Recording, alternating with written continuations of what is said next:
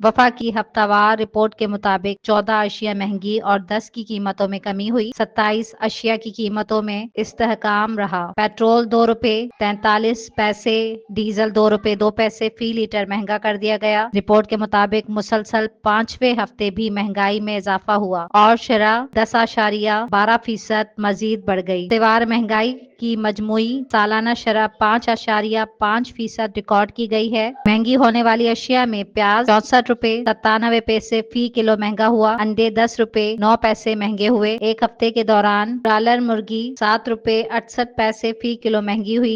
लहसुन 7 रुपए 18 पैसे महंगा हुआ। 20 किलो आटे का थैला 7 रुपए 52 पैसे। 2.5 किलो घी का टिन 5 रुपए टन महंगा हुआ। दही, दूध और केले भी महंगे होने वाली अशिया में शामिल हैं। ओगरा ने एलपीजी के कई नई कीमतों का ऐलान कर दिया। घरेलू सिलेंडर सस्ता। इदारा शुमारियत के मुताबिक टमाटर 154 रुपए 9 पैसे फी किलो सस्ता हुआ। दाल चने की कीमत में 4 रुपए 94 पैसे कमी हुई। दाल मूंग 3 रुपए 55 पैसे फी किलो सस्ती हुई। सस्ती होने वाली अशिया में आलू, दाल, माश, एलपीजी सिलेंडर और चीनी शामिल है।